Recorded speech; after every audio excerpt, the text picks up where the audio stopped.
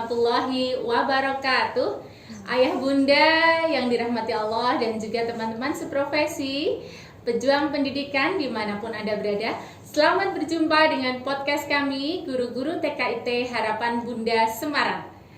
Hari ini saya ditemani oleh dua sahabat saya dalam acara Bicara Yuk Bincang-Bincang Ceria. Alhamdulillah, di podcast kali ini kita mengambil tema tentang pembelajaran efektif di masa pandemi COVID-19.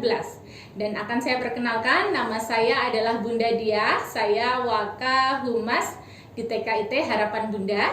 Dan narasumber kita hari ini yang akan saya ajak bicara yuk, ada dua sahabat saya yang sama-sama praktisi pendidikan di TKIT Harapan Bunda.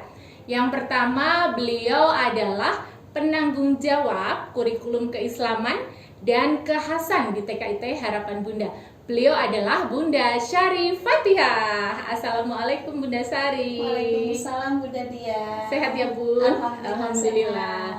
Dan yang satunya, beliau adalah praktisi pendidikan yang produktif dalam membuat video-video pembelajaran yang tentunya menarik untuk anak-anak ya Bunda ya, dan juga fokus di pembelajaran daring. Beliau adalah Bunda Lisda Mulia. Assalamualaikum Bunda. Assalamualaikum Bunda Dia. Sehat ya Bunda.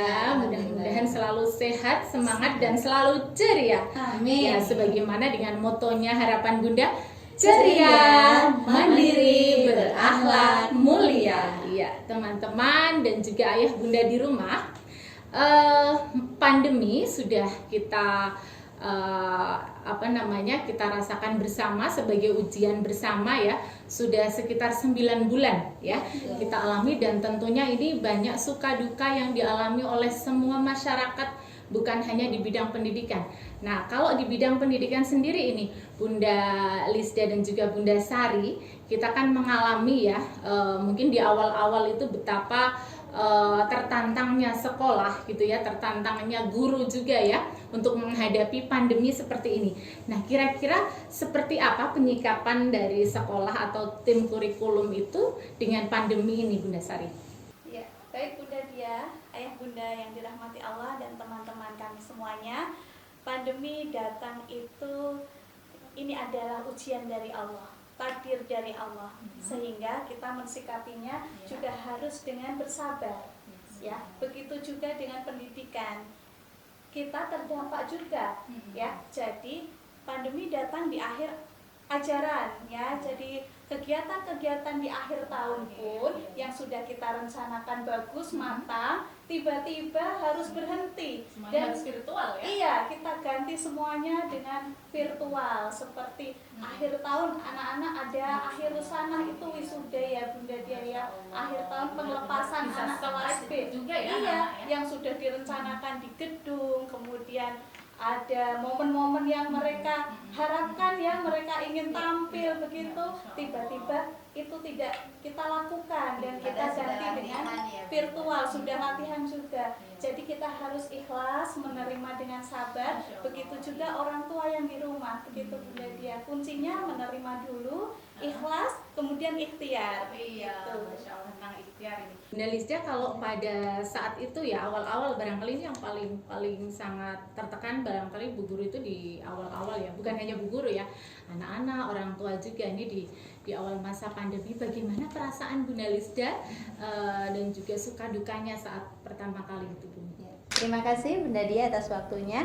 Ayah bunda yang dirahmati Allah serta teman-teman seprofesi yang kami banggakan selalu. Ketika menjawab pertanyaan dari Bunda Dia, bagaimana perasaan kami selaku pendidik di awal pandemi datang? Yang jelas kami sangat shock sekali ya, bingung harus bagaimana karena dia datangnya tiba-tiba. Yang jelas ketika itu kami memang sempat harus melakukan apa? Padahal kita terbiasa bertemu dengan anak-anak, berhadapan dengan mereka. Dengan datangnya pandemi kita harus berpisah secara mendadak ya, secara tiba-tiba.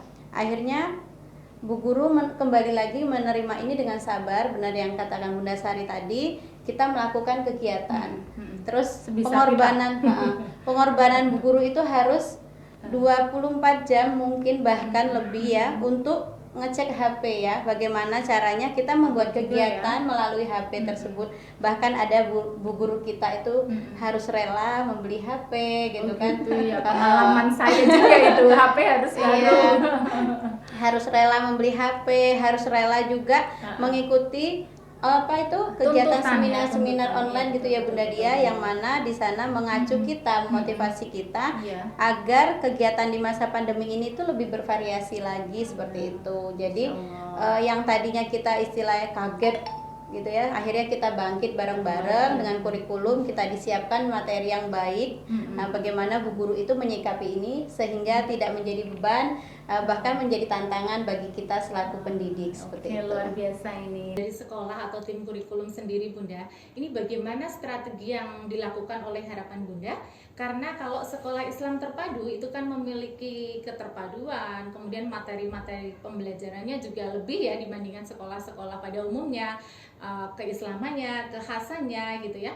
Mungkin bisa dijelaskan triknya dari kurikulum Harapan Bunda untuk merealisasikan pembelajaran itu supaya bisa tercapai di masa pandemi seperti ini. Iya, baik Bunda Dia. Jadi memang kurikulum yang kita kemas agak sedikit kita sederhanakan, ya, dan kita buat semudah mungkin karena yang akan melaksanakan adalah orang tua yang ada di rumah.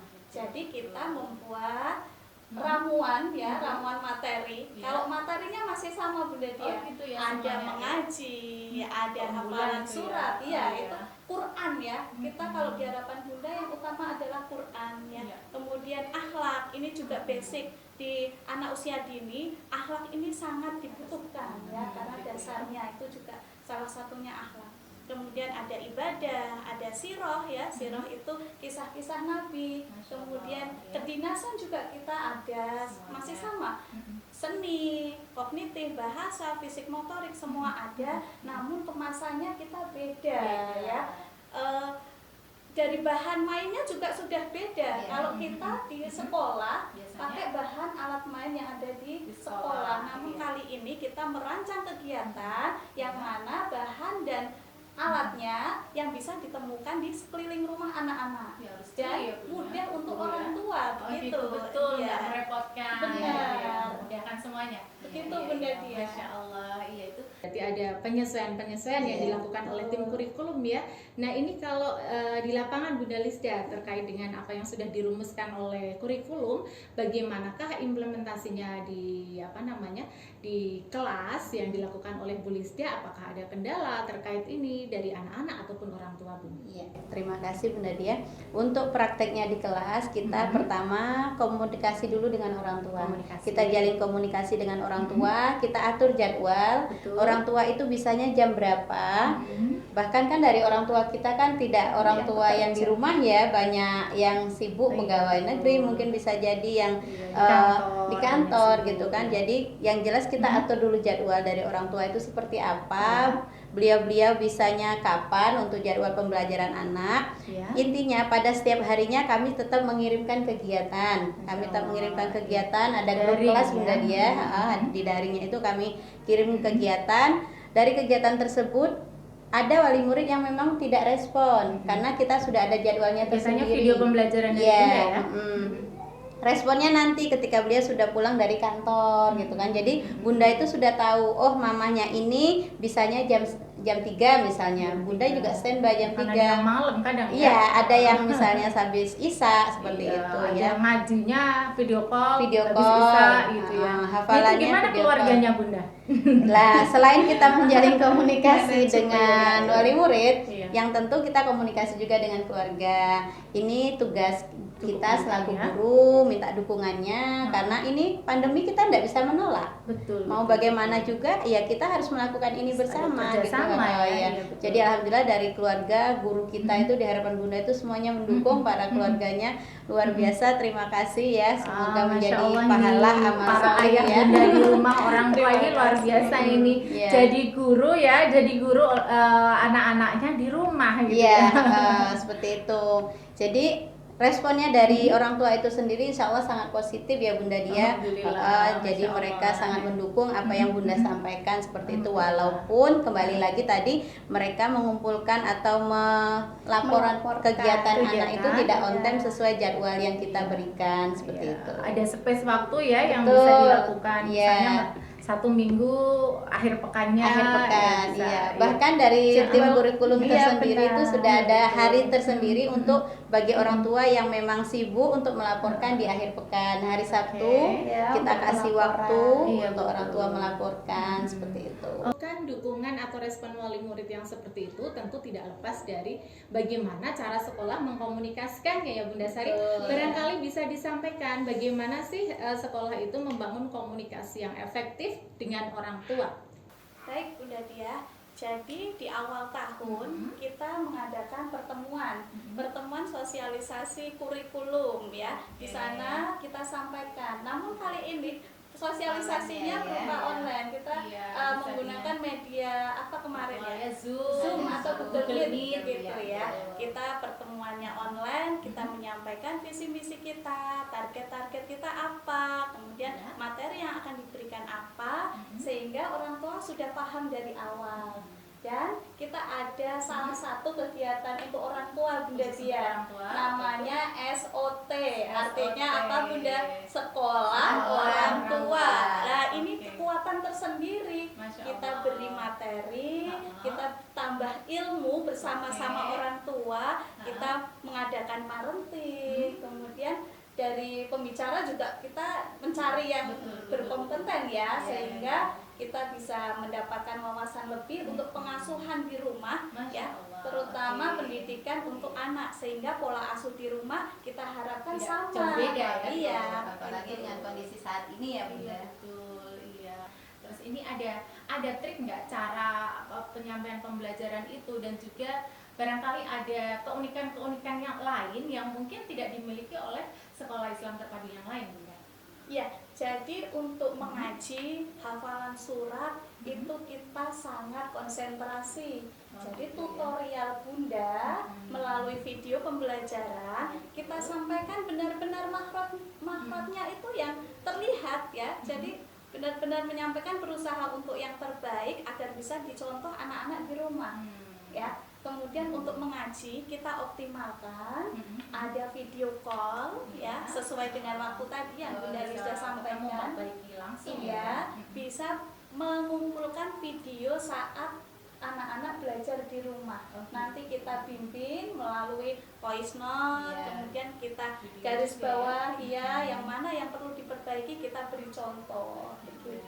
Terus kenaikan surat kalau di harapan Bunda juga kualitasnya apakah masih sama seperti kalau tidak pandemi ya? Itu kan kalau satu surat mau naik Al-Fatihah naik Al-Ikhlas, Al-Anas ya. Iya. Itu biasanya kan ada pengujinya Pengetesan. ya, pengetesan yang bukan dari guru ya, tapi dari Benar. yayasan. Apakah itu masih Iya. berlaku juga? Kita fokus di kualitas ya Bunda Dia. Jadi kalau di harapan Bunda tidak cepat-cepat nambah surat namun Betul. bacaannya kurang tepat. Nah, kita ada koordinator yang sudah ditunjuk oleh yayasan Ya. untuk mengevaluasi bacaan Oke. anak, baik itu qiraati ya, kita Iya. memakai Metode kode qiraati kalau Iya, mengaji iya, ya Bunda. iya. Kalau yang hafalan juga ada orangnya sendiri, ada ustadz-ustadzahnya sendiri yang ditunjuk oleh yayasan untuk menguji, mengevaluasi. Kita sampaikan guru kita ya. Iya, dari guru kita yang sudah merekomendasikan ketika sudah layak untuk tes ya, kita sampaikan ke penguji untuk dilihat dan Iya. layak tidak dia naik surat maupun naik jilidnya. Jadi kita harapkan kualitasnya, standarnya, iya standarnya sama. Oke. Al-Quran, barangkali ada keunikan yang lain, barangkali masa pandemi ini biar anak-anak fun dan sebagainya, barangkali Bunda Lisda bisa menceritakan bagaimana keunikan di harapan Bunda yang tidak dimiliki oleh sekolah-sekolah yang lain. Baik Bunda Dia, untuk pembelajaran di masa pandemi di TKIT Harapan Bunda, yang pertama kita jelas membuat video ya Bunda. Setiap kegiatan yang akan kita sajikan ke orang tua itu kita buatkan video dengan Bunda yang menjadi tutornya atau menjadi memperaganya seperti itu. Yang kedua juga kita ada senam otak atau brain gym. Kita bikin juga tutorialnya seperti apa. Asumsinya bagaimana ini kok Bunda sampai repot-repot membuat ini, itu memudahkan orang tua. Jadi ketika kita tidak bisa bertemu langsung dengan anak-anak, dengan video ini orang tua sudah terwakilkan bermain brain gym di rumah dengan anak seperti itu. Ada pengenalan bahasa Arab, bahasa Inggris juga dengan tutorial sama. Dengan apa itu? Dengan lagu. Dengan lagu, dengan lagu. Yang jelas yang pertama kita tetap videonya juga, betul. Bunda bisa mungkin dicontohkan bagaimana sih salah satu contoh satu saja gitu ya, cara senam otak tadi ya, brain gym. Brain gym sendiri tujuannya apa Bunda? Iya, kita biasanya kalau kegiatan sekolah pada umumnya sebelum pandemi, kita bertemu dengan anak-anak, kita buat senang dulu. Yang namanya anak usia dini, kita harapkan mereka semangat dulu, fresh dulu ya. Jadi membuka otak mereka dulu, senang, kemudian baru kita masuk ke kegiatan. Nah, brain gym itu artinya adalah senam otak. Jadi kita membuat gerakan-gerakan sederhana yang bisa kita praktekkan. Nanti kita praktekkan bareng. Iya, yang bisa kita praktekkan sehingga ini menstimulus otak, ya, menstimulus otak untuk menseimbangkan antara otak kanan dan otak kiri sehingga anak-anak bisa fresh dan fokus, ya, menerima apa yang akan disampaikan. Kita buat per tema Bunda Dia, jadi nggak sama, iya. Mungkin berapa bulan sekali ganti ya, 2 minggu ya, ya 2 minggu sekali kita ganti. Dulu kita pernah tema keluarga ya, iya masih ingat ya, bahasa Arab, bahasa Inggris juga, iya itu juga. Ya, Jadi gerak seperti ini sudah brain gym. Nah kita praktekkan ya. Kita begini Bunda, ada iringan lagunya. Fil baiti abi wa ummi, fil baiti akhi wa ukhti, fil baiti jadi wajadati, ana as'adu ma'al usrati. Masih banyak yang lainnya. Ini anak-anak menarik ya. Orang tua sangat antusias sekali. Orang tua sangat antusias, gimana? Bahkan sampai beliau-beliau itu mengirim video kembali ke Bunda-Bunda. Masya Allah. Ketika beliau sudah melakukan ini di rumah dengan anak-anak. Bahkan kadang orang tua itu ikut teriak-teriak gitu, heboh gitu ya, karena senang sekali. Masya Allah, itu responnya anak-anak dan orang tua ya, dengan pembelajaran di masa pandemi. Meskipun di masa pandemi di rumah tetap belajar semangat, dan guru juga harus terus menyemangati anak-anak ya Bunda ya. Oke, terima kasih Bunda Lisda Mulia, Bunda Sari Fatihah atas sharingnya hari ini di podcast kami dalam acara Bicara Yuk Bincang-Bincang Ceria. Mudah-mudahan ayah bunda dan juga teman-teman pandemi ini segera berlalu. Amin. Dan kita sama-sama lepas dari ujian ini dengan nilai yang terbaik di sisi Allah insya Allah. Karena ini adalah ujian bersama ya Bunda. Dan mudah-mudahan kita juga mendapatkan hikmah yang terbaik yang bisa kita ambil dari kejadian atau pandemi ini. Oke, ayah bunda dan juga guru-guru pejuang pendidikan dimanapun Anda berada, bahwa sebenarnya pendidikan itu tidak bisa lepas dari satu sisi atau dua sisi saja. Tapi beberapa hal yang tadi sempat kita perbincangkan adalah yang satu, yang terutama sekolah juga harus bekerja sama dengan guru juga harus cepat belajar, beradaptasi, kemudian orang tua juga harus sama-sama kerjasama, responsif dan sebagainya, mengemas pembelajaran yang fun sebaik-baiknya untuk anak-anak ya. Jadi memang tiga hal ini ya, orang tua, sekolah, dan juga keluarga guru juga ini harus sama-sama memiliki dukungan yang sama-sama hebat gitu ya di masa pandemi seperti ini. Mudah-mudahan ke depan kita bisa memperbaiki kualitas pendidikan kita dengan yang lebih baik, mengejar ketertinggalan, dan mudah-mudahan semuanya mendapatkan yang terbaik. Demikian podcast kami. Kita tutup dengan membaca doa penutup majelis. Subhanakallahumma wa bihamdika asyhadu an la ilaha illa anta astaghfiruka wa atubu ilaik. Amin. Wassalamualaikum warahmatullahi wabarakatuh.